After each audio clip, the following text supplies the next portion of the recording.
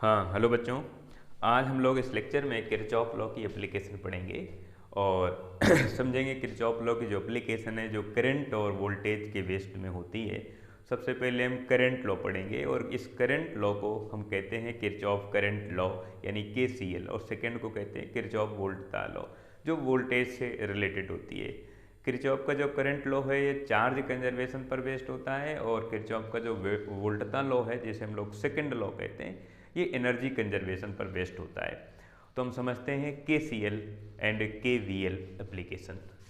सबसे पहले हम देखेंगे के सी एल जिसे हम लोग किरचॉफ करंट लॉ कहते हैं, किरचॉफ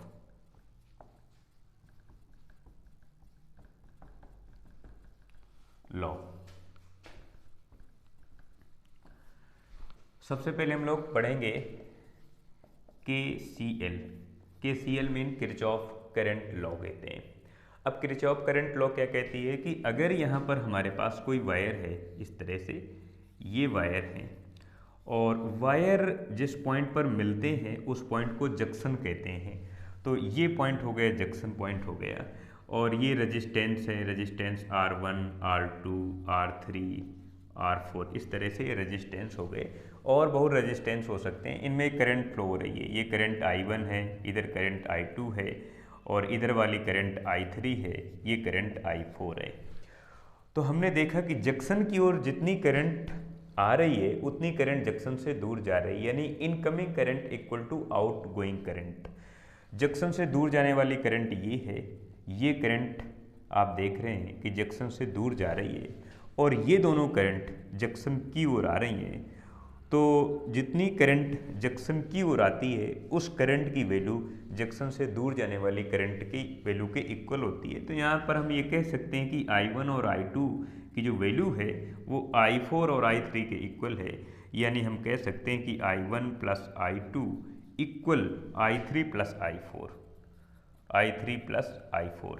हम कह सकते हैं कि incoming current equal to outgoing current, ऐसा कह सकते हैं। अगर ऐसा कहें हम लोग तो यहाँ से ये वाली करंट अगर इधर आ जाएगी तो हम कह सकते हैं कि जो समेसन आई है वो जीरो हो जाएगा, यानी किसी भी जंक्शन पर मिलने वाले सभी करंट का जो समेसन है वो समेसन जीरो हो जाएगा। और अगर ऐसा है तो हम ये जानते हैं कि करंट की जो वैल्यू होती है वो delta Q over delta T होती है, और ये वैल्यू यहाँ पर पुटअप करें तो summation of delta Q over delta T equal zero, यानी summation of delta Q equal zero. यहाँ से हम ये कह सकते हैं कि इस इलेक्ट्रिकल सिस्टम का जो चार्ज है वो कंजर्व है। इसलिए हम ये कहते हैं कि किरचॉफ का जो फर्स्ट लॉ है, जैसे हम KCL के नाम से जानते हैं, ये चार्ज कंजर्वेशन पर बेस्ड होता है, based on charge conservation law, charge conservation law. ये चार्ज कंजर्वेशन लॉ पर बेस्ड होता है कि किसी भी इलेक्ट्रिकल सिस्टम का जो चार्ज है, नेट चार्ज है, वो हमेशा कांस्टेंट रहेगा, वो चेंज नहीं हो सकता है। तो इस तरह से हमने इस फर्स्ट लॉ को पढ़ा और इसके एक दो एग्जांपल और देखते हैं हम लोग। जैसे ये यहाँ पर हमारे पास एक कैपेसिटर है, ये कैपेसिटर, फिर इसके बाद रेजिस्टेंस है, फिर इधर एक रेजिस्टेंस है, इधर कोई कैपेसिटर जुड़ा हुआ है और इधर हमारे पास रेजिस्टेंस है, फिर कोई कैपेसिटर जुड़ा हुआ है इस तरह से। और ये कैपेसिटर C1 हो गया, resistance R1, capacitor C2, resistance R2, capacitor C3 and resistance R3, इस तरह से। और हमने देखा कि अगर इधर से करंट I1 है और ये I1 करंट इधर जा रही है और इधर ये करंट I2 और इधर करंट I3, यहाँ पर हमने देखा कि ये जंक्शन पॉइंट है, ये जंक्शन है। तो हम ये कहेंगे कि जितनी करंट जंक्शन की ओर आ रही है उतनी करंट जंक्शन से दूर जा रही है, यानी incoming current equal to outgoing current. तो हम ये कह सकते हैं कि I1 equal to I2 plus I3, यानी I2 प्लस I3 की जो वैल्यू है वो I1 के इक्वल है, क्योंकि यही ऐसी करंट है जो जंक्शन की ओर आ रही है और ये वाली दोनों करंट जंक्शन से दूर जा रही हैं। तो जंक्शन की ओर आने वाली करंट की जो वैल्यू है वो जंक्शन से दूर जाने वाली करंट की वैल्यू के इक्वल होती है। और यहाँ से अगर हम कहें तो I1 प्लस माइनस I2 और plus minus I3 equal zero. यहाँ से हम कहें कि जो समेसन आई है ये जीरो है। किसी भी जंक्शन पर मिलने वाले सभी करंट, किसी भी जंक्शन से पास होने वाली सभी इलेक्ट्रिकल करंट का जो समेशन है वो हमेशा जीरो होता है। ये कहता है किरचॉफ का फर्स्ट लॉ, जिसे हम कहते हैं किरचॉफ करंट लॉ कहते हैं। एक एग्जांपल और इसमें देखते हैं हम लोग कि ये हमारे पास कोई कैपेसिटर है, फिर रेजिस्टेंस है, फिर कैपेसिटर है, फिर रेजिस्टेंस है, और फिर इसके बाद इधर एक रेजिस्टेंस है और फिर ये कैपेसिटर जुड़ा हुआ है, और इधर ये हमारे पास रेजिस्टेंस है और फिर कैपेसिटर है। और हमने देखा कि इधर से ये वाली जो करंट है ये I2 करंट बाहर जा रही है, इधर से I1 करंट बाहर जा रही है। तो इधर से करंट हमारे पास, इधर से करंट कोई होगी I करंट होगी जो इधर की तरफ फ्लो हो रही है, ये I करंट, और ये I करंट इधर आकर ये जंक्शन पर, आप देख रहे हैं कि इधर तो कोई जंक्शन ही नहीं है, रेजिस्टेंस है, कैपेसिटर है, रेजिस्टेंस है, कैपेसिटर है। कैपेसिटर चार्ज को, इलेक्ट्रिकल एनर्जी को स्टोर करने की डिवाइस होती है, और यहाँ पर किसी भी कैपेसिटर में जो पोटेंशियल डिफरेंस होता है वो Q/C के इक्वल होता है। Q जितना चार्ज इस कैपेसिटर में स्टोर हुआ है और C इस कैपेसिटर की कैपेसिटी होती है। तो किसी भी कैपेसिटर में अगर हम पोटेंशियल डिफरेंस को कैलकुलेट करेंगे तो Q/C से कैलकुलेट करेंगे। खैर यहाँ पर हम लोग करंट की बात कर रहे हैं, तो अगर उधर से ये I करंट आती है और ये जंक्शन पॉइंट मिलता है, तो ये जंक्शन में आके I करंट टू पार्ट में डिवाइड हो जाती है, इधर I1 एंड इधर I2। तो हम कह सकते हैं कि I equal to I1 plus I2, यानी जंक्शन की ओर आने वाली करंट की जो वैल्यू है वो जंक्शन से दूर जाने वाली करंट की वैल्यू की इक्वल होगी। और इसे अगर लिखें तो हम इसे लिख सकते हैं समेशन I इक्वल टू 0, यानी किसी भी जंक्शन पर मिलने वाले सभी इलेक्ट्रिकल करंट का जो समेशन है वो हमेशा 0 रहेगा, क्योंकि जितनी करंट आएगी, जितनी अमाउंट की इलेक्ट्रिक करंट आ रही है जंक्शन की ओर आ रही है, उतने अमाउंट की इलेक्ट्रिक करंट जंक्शन से दूर जाएगी। तो आने वाली करंट की जो वैल्यू है वो जाने वाली करंट की वैल्यू के इक्वल होगी। ये हमारे पास है किरचॉफ का फर्स्ट लॉ, जिसे हम कहते हैं KCL, किरचॉफ करंट लॉ कहते हैं। अब हम लोग समझेंगे KVL mean Kirchhoff second law या किरचॉफ वोल्टता लॉ। आप इसे लिखें जरा। हाँ, अब हम लोग समझेंगे किरचॉफ वोल्टता लॉ यानी किरचॉफ का सेकेंड लॉ। और सेकेंड लॉ के बेस्ड में हम लोग व्हीटस्टोन ब्रिज को कैलकुलेट करते हैं, और फिर व्हीटस्टोन ब्रिज में जो रेजिस्टेंस का कॉम्बिनेशन होता है उनमें से अननोन रेजिस्टेंस को हम लोग कैलकुलेट करते हैं। व्हीटस्टोन ब्रिज के प्रिंसिपल से, व्हीटस्टोन ब्रिज का जो कंसेप्ट है उस कंसेप्ट से मीटर ब्रिज को कैलकुलेट करते हैं। मीटर ब्रिज में जो अननोन रेजिस्टेंस की वैल्यू कैलकुलेट करते हैं, या रेजिस्टेंस का सीरीज कॉम्बिनेशन प्रूव करना, रेजिस्टेंस का पैरेलल कॉम्बिनेशन प्रूव करना, ये वहाँ से हम कैलकुलेट करते हैं। अभी हम लोग देखेंगे किरचॉफ का second law mean KVL, Kirchhoff वोल्टता लॉ।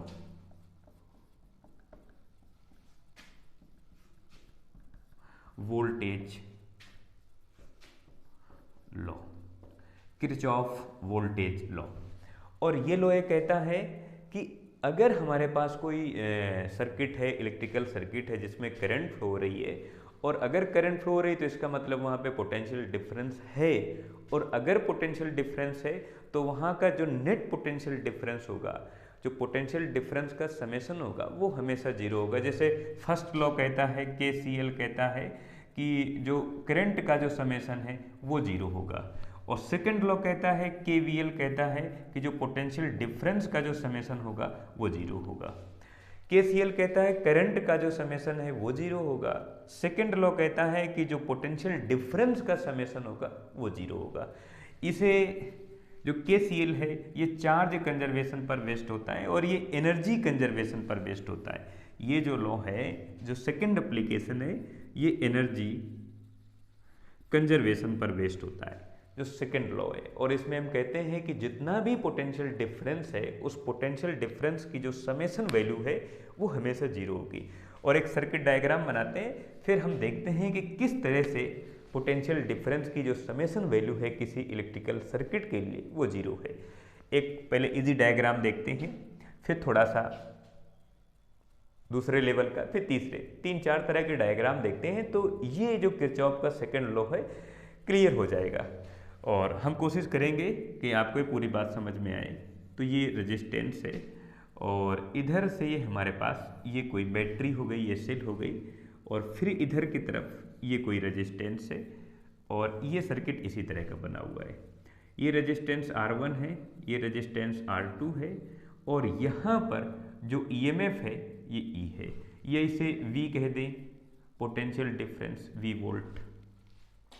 अब ये हमारे पास सर्किट हो गया, ये हो गई R1 R2, और इधर ये करंट ये फ्लो हो रही है, I करंट फ्लो हो रही है इधर की तरफ, ये करंट फ्लो हो रही है इस तरह से। ध्यान रखना KVL इक्वेशन लिखने का जो मेथड होता है उसमें हम देखेंगे कि हम किस डायरेक्शन में मूव कर रहे हैं। अगर हम करंट की डायरेक्शन में मूव करेंगे तो पोटेंशियल डिफरेंस डिक्रीज होता है, और करंट की अपोजिट डायरेक्शन में अगर मूव करेंगे तो पोटेंशियल डिफरेंस इंक्रीज होता है। जैसे हम एक छोटा सा एक डायग्राम बनाएं इस तरह से, और ये हमारे पास पॉइंट A है और इधर ये पॉइंट B है। सपोज दैट इधर है रेजिस्टेंस 40 ओम, 20 ओम, 10 ओम इस तरह से है, और हमने देखा कि करंट इसमें इस डायरेक्शन में फ्लो हो रही है। जितनी भी करंट है, जितनी भी करंट फ्लो हो रही है ये A से B की तरफ फ्लो हो रही है, और यहाँ पर सपोज दैट 100 वोल्ट का पोटेंशियल डिफरेंस है और यहाँ पर 0 वोल्ट का पोटेंशियल डिफरेंस है। इसका मतलब है कि इधर तो 100 वोल्ट का पोटेंशियल डिफरेंस है, लेकिन जैसे जैसे करंट आगे की तरफ फ्लो हो रही है तो पोटेंशियल डिफरेंस डिक्रीज होता है, और डिक्रीज होते होते यहाँ पर 0 आ गया। तो कैसे डिक्रीज हो रहा है? यहाँ पर 100 वोल्ट का है तो यहाँ पर कुछ डिक्रीज हो जाएगा और कुछ बचेगा। सपोज दैट 40 वोल्ट का डिक्रीज हो गया तो बचा 60 वोल्ट।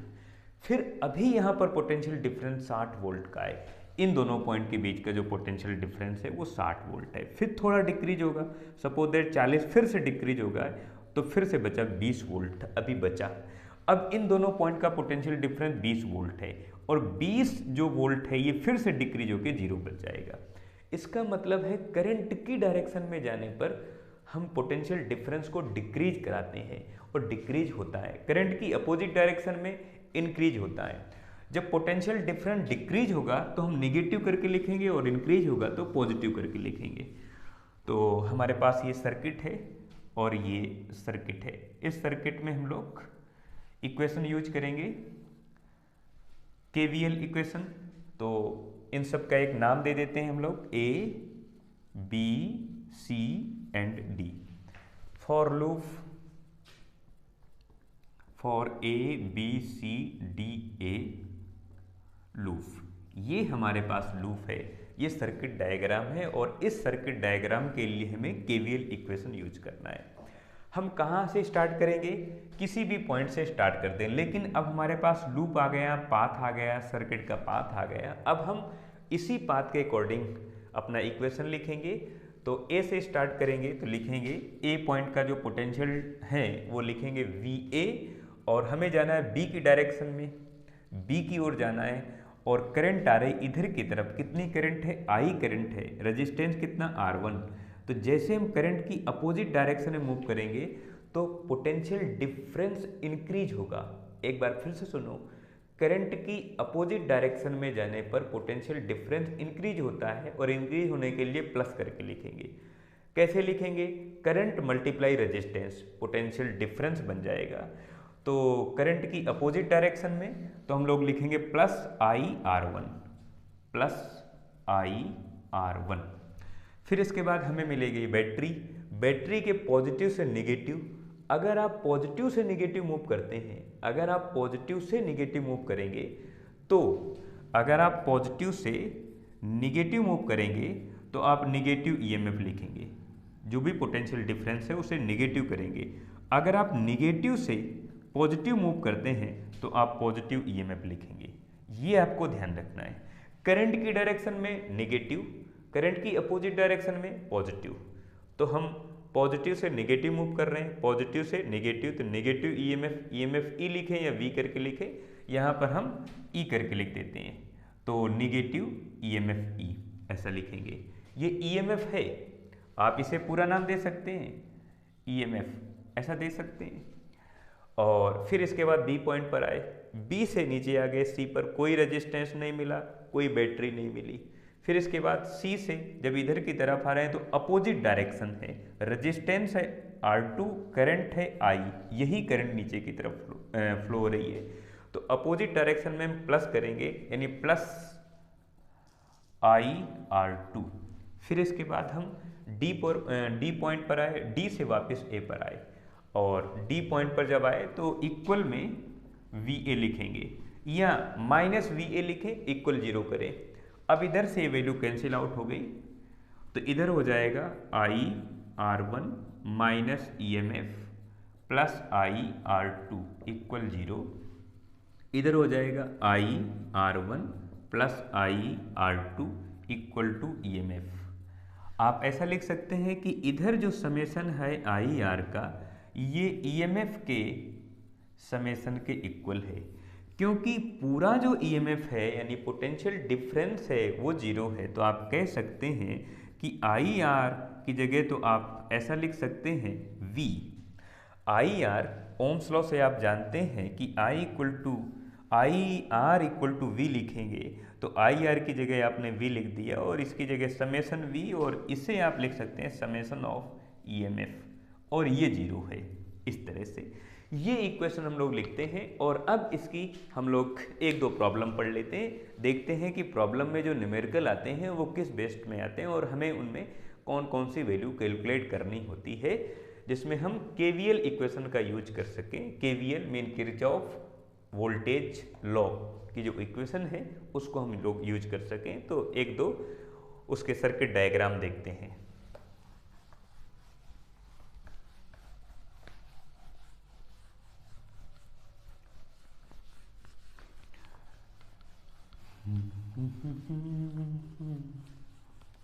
हाँ, हमारे पास ये सर्किट डायग्राम इस तरह का है एक, कि ये हमारे पास सर्किट है ये इस तरह का, और यहाँ पर ये बैटरी है, फिर इधर से दूसरा है रेजिस्टेंस, फिर ये बैटरी है, इधर से तीसरा रेजिस्टेंस है, और ये कनेक्टेड है इस तरह से, ये कनेक्टेड है। इधर का रेजिस्टेंस है 10 ओम, और जो EMF है सेल का वो 20 वोल्ट का है। इधर से ये 20 ओम का रेजिस्टेंस है और 100 वोल्ट का पोटेंशियल डिफरेंस है, यानी जो EMF है सेल है उसका पोटेंशियल डिफरेंस 100 वोल्ट का है, और इधर 50 ओम का रेजिस्टेंस है। हमें कैलकुलेट करना है कि इधर से ये वाली करंट है I1, इधर से करंट ये आ रही I2, इधर है I1, ये दोनों करंट यहाँ पर मिल जाती हैं I1 प्लस I2, इसमें करंट हो जाती है I1 प्लस I2, इस डायरेक्शन में I1 प्लस I2, फिर इस पॉइंट से I1 ऊपर चली गई, I2 इधर आ गई। तो हमें कैलकुलेट करना है I1 और I2 की वैल्यू। फाइंड आउट वैल्यू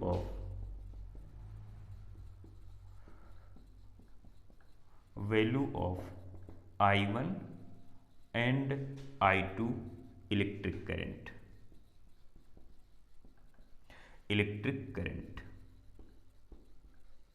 जो इलेक्ट्रिक करंट हमारे पास I1 I2 है, इनकी वैल्यू कैलकुलेट करना है।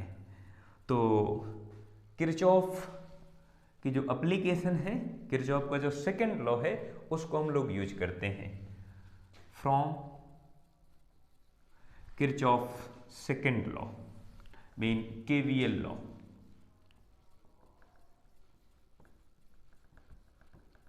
किरचॉफ सेकंड लॉ, इस एप्लीकेशन का हम लोग यूज करेंगे। तो हमारे पास एक सर्किट ये है, एक सर्किट ये है।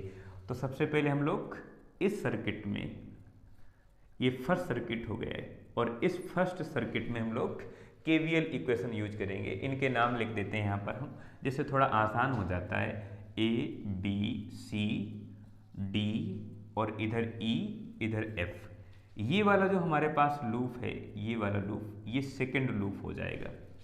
तो पहले हम फर्स्ट लूप के लिए, फर्स्ट सर्किट के लिए KVL इक्वेशन यूज करते हैं।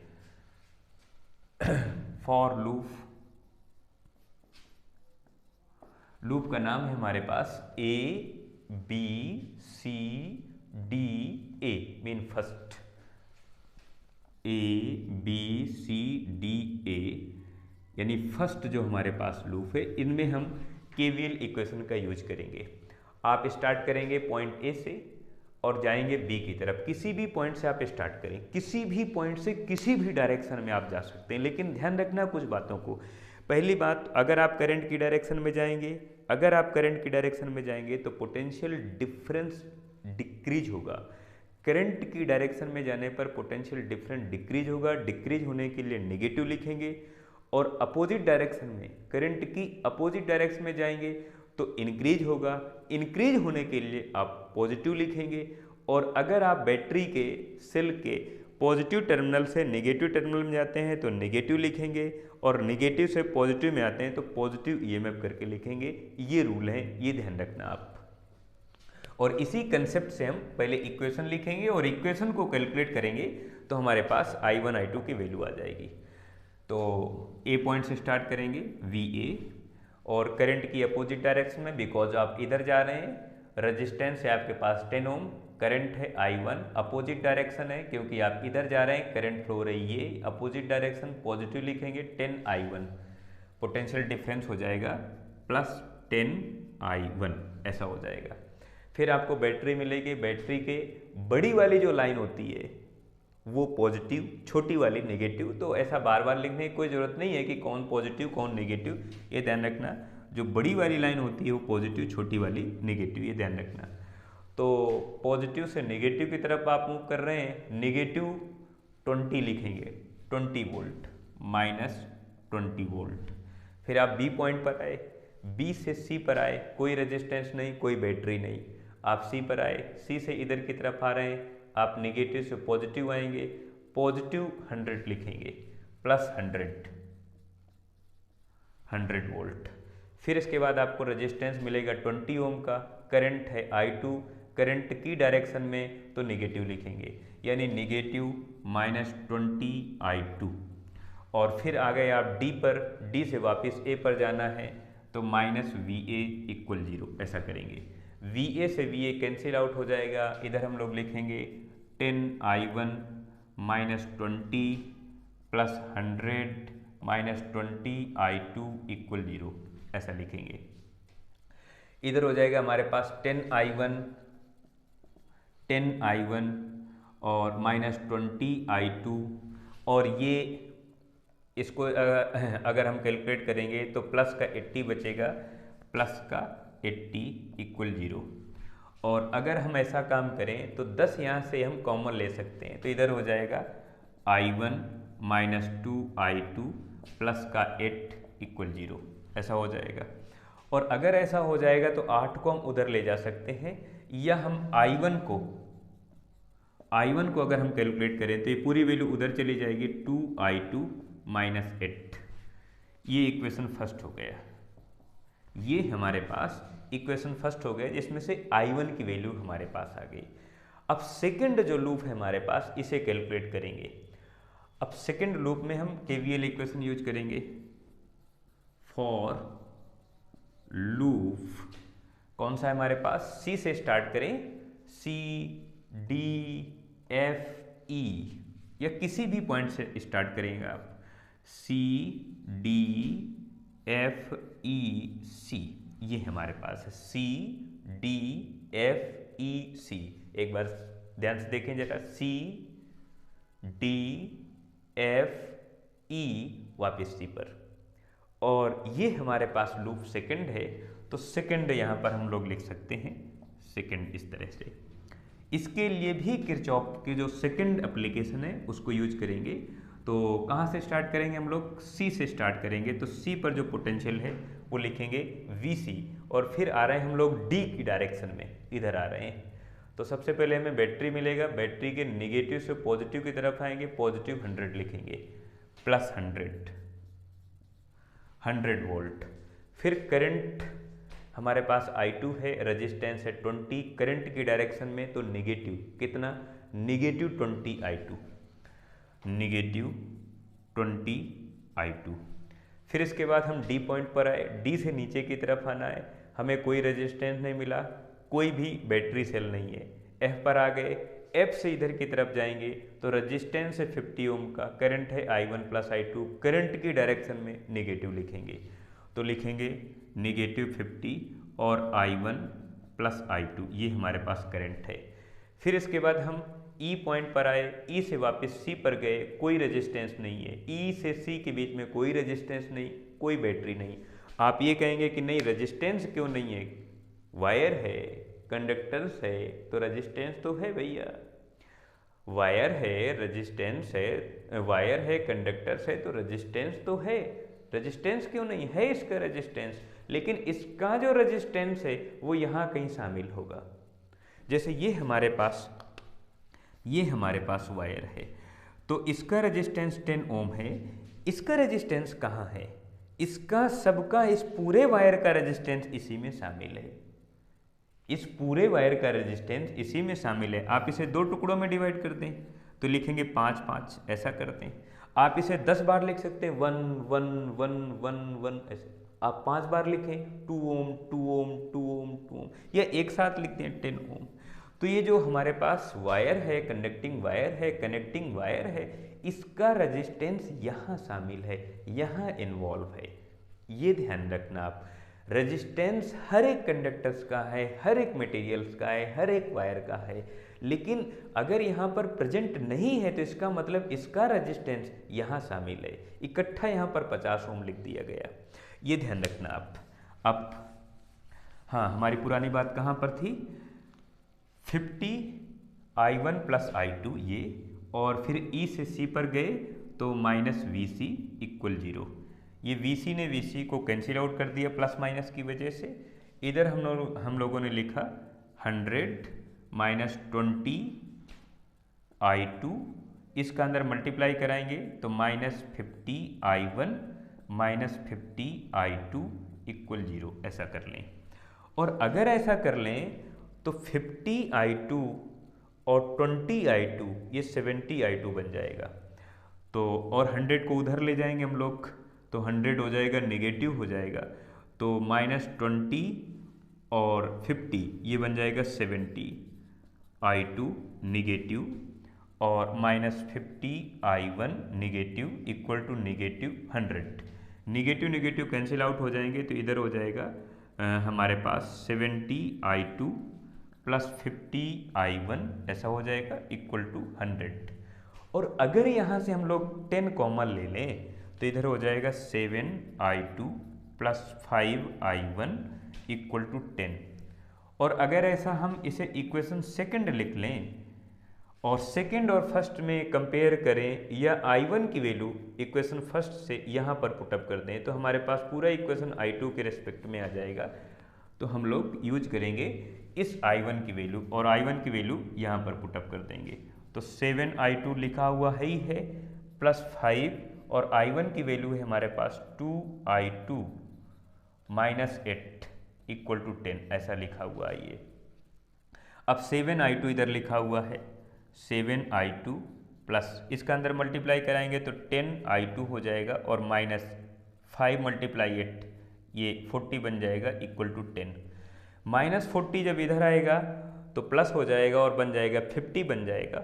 इधर हो जाएगा 7 I2 और 10 I2, ये बन जाएगा 17 I2, तो इधर हो जाएगा 17 I2 = इधर बन जाएगा 50, ये 50 बन गया। तो I2 की वैल्यू आ गई हमारे पास 50/17 एम्पियर, ये हमारे पास आ गई I2 की वैल्यू। अब I2 की वैल्यू हम इक्वेशन फर्स्ट में रख दें तो हमें I1 की वैल्यू मिल जाएगी फ्रॉम इक्वेशन फर्स्ट इक्वेशन का अगर हम लोग यूज करेंगे तो I1 = लिखा हुआ है हमारे पास, I1 = 2 I2, 2 और I2 की वैल्यू हमारे पास है 50/17 और -8 लिखा हुआ है, -8 ऐसे लिखा हुआ है। इसे कैलकुलेट करेंगे तो ऊपर हो जाएगा 100/17 -8, 17 एलसीएम ले लें तो इधर हो जाएगा हमारे पास 100 -8 × 17।